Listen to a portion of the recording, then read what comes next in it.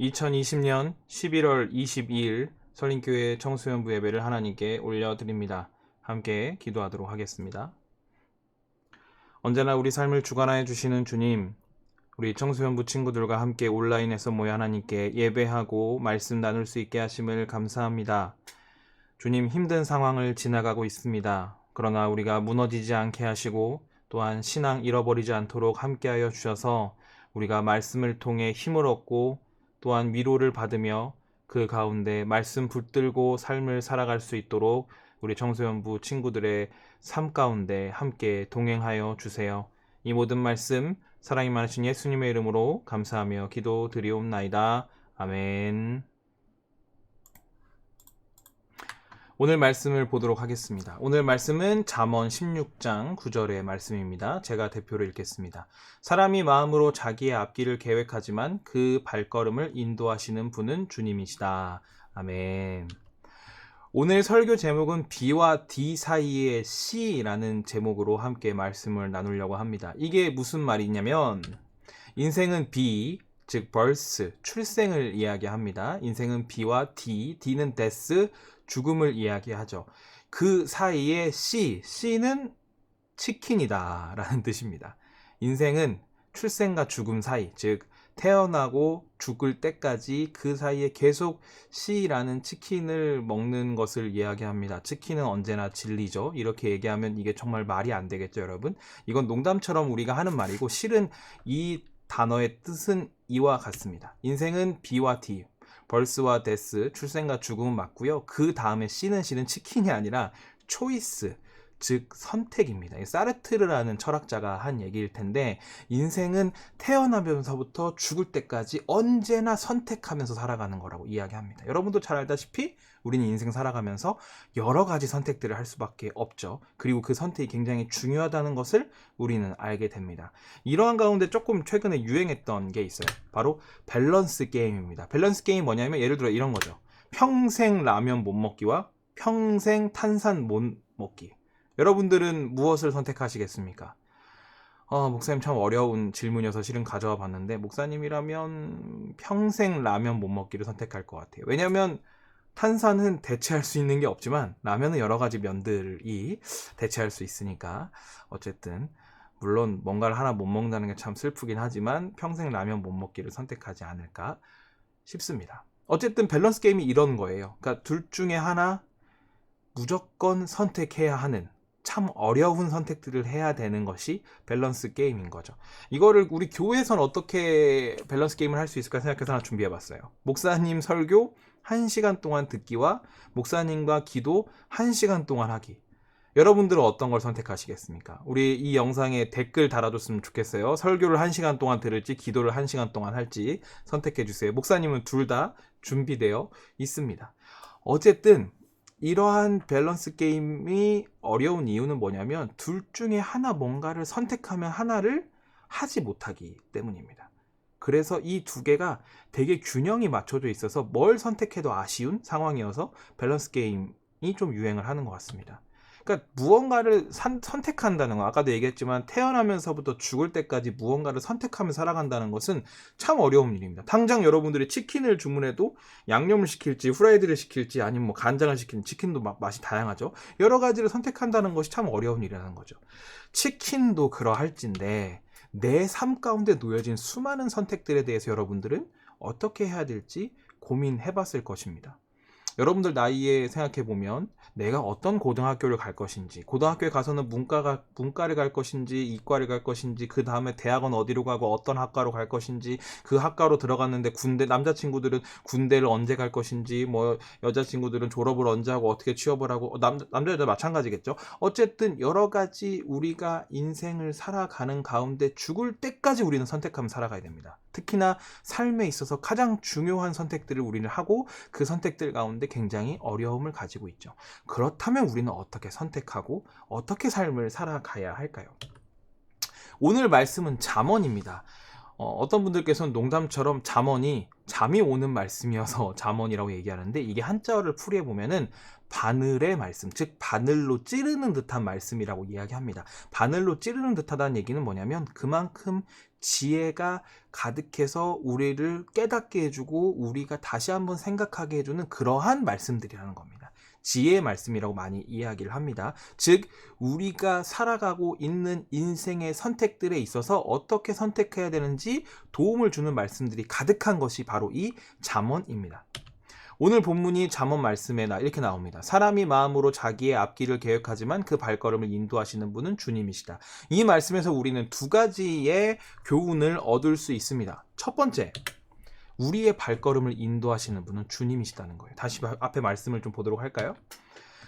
사람이 마음으로 자기의 앞길을 계획하지만, 내가 내 인생의 어떠한 것들을 선택하지만 결과적으로 돌아보게 되면 내 삶의 걸음걸음을 인도하시는 분은 주님이시라는 거예요. 내가 내 마음대로, 내 뜻대로, 또는 세상에서 맞춰진 기준대로 내가 열심히 뭔가를 계획하고 선택한다 하더라도 실은 주님이 원하시는 발걸음과 길이 아니라면 그것은 이루어지지 못할 확률이 높다라는 것을 의미합니다.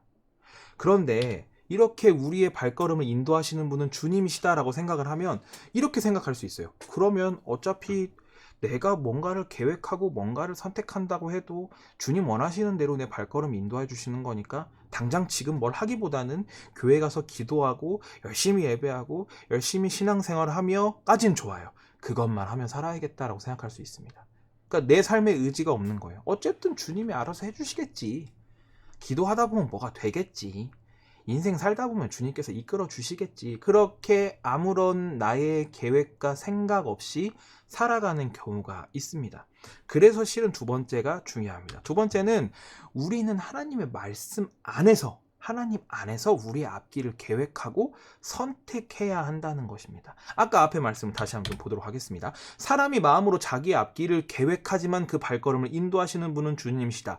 뒤에 거꾸로 보자 보면 우리의 발걸음을 인도하시는 분은 주님이시기 때문에 우리가 자기의 앞길을 마음으로 계획해야 한다라는 뜻과 연결이 됩니다. 즉 내가 계획하고 내 생각대로 하는 것이 결국에는 하나님의 말씀 안에서 이루어져야 된다는 거예요.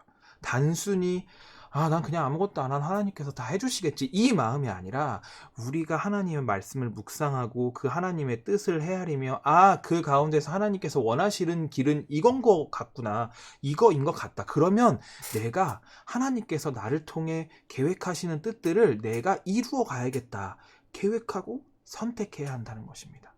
그렇게 되면 결과적으로 우리는 하나님의 말씀 안에서 하나님의 인도하심 따라 발걸음을 뚜벅뚜벅 걸어갈 수 있게 됩니다. 말씀을 정리하면 다음과 같습니다.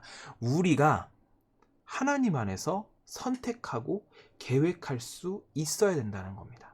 단순히 하나님 의지해요, 하나님 알아서 하세요, 저는 그냥 가만히 있을게요, 이게 아니라, 또는 하나님 내 뜻대로 내 마음대로 세상이 정해놓은 기준대로 내가 그냥 살 거예요, 하나님 방해하지 마세요, 이게 아니라 하나님 안에서 하나님의 말씀을 통해서 하나님의 말씀이 기준이 되어 내가 무엇인가를 선택하고 계획하는 것이 중요하다는 겁니다. 그리고 그 가운데 하나님이 인도해 주시는 것을 우리가 훗날 깨닫게 되고 입술로 고백할 수 있게 된다는 겁니다. 우리의 삶의 걸음걸음만 하나님이 함께 해주신다는 것을 우리는 고백할 수 있게 된다는 것이죠. 사랑하는 청소년부 친구 여러분, 여러분들 인생에 앞으로 수많은 계획들과 수많은 선택들이 남아있을 것입니다. 그때 여러분들이 고민될 때 기도했으면 좋겠습니다. 또한 하나님의 말씀을 묵상했으면 좋겠습니다. 그 가운데 하나님의 뜻을 물어보는 친구들이 되었으면 좋겠습니다. 혹시나 혼자 그 말씀과 그 뜻을 알기 어려우면 목사님께 오거나 부모님께 오거나 여러 가지 주위에 믿는 사람들을 통해서 하나님의 말씀을 같이 나눌 수 있는 친구들이 되었으면 좋겠습니다. 그리고 그 가운데 여러분들이 선택하고 여러분들이 그 삶을 살아나갔으면 좋겠습니다. 그 여러분들의 걸음걸음마다 분명 하나님의 인도하심이 함께 하실 것입니다. 우리 그러한 청소년부 될 수 있기를 간절히 소원하고 또한 기도하도록 하겠습니다. 광고를 좀 보도록 하겠습니다.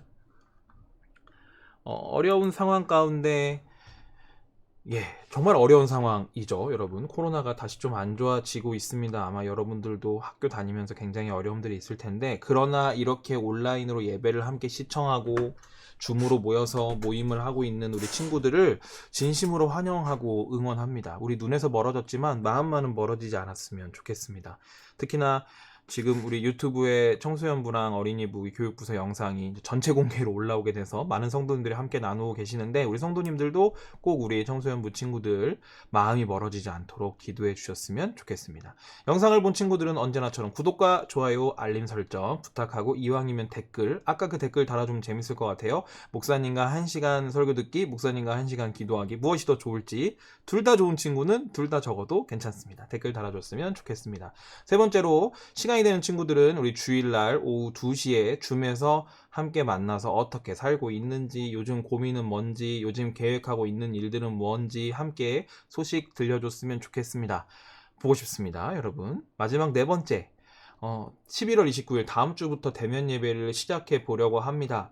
목사님 여기 적어놓은 것처럼 계획 가운데 하나님께서 좋은 길로 인도해 주시기를 기도하겠습니다. 상황이 안 좋아지게 되면 물론 우리가 봐야 하는 날을 조금 미루게 되겠지만, 그러나 그 전까지 한 번 더 상황을 살펴보고 목사님도 그 계획하고 선택하는 가운데 하나님의 인도하심을 구하며 기도하도록 하겠습니다. 우리 친구들도 상황이 좀 더 나아질 수 있기를 함께 기도하면서 나아갔으면 좋겠습니다.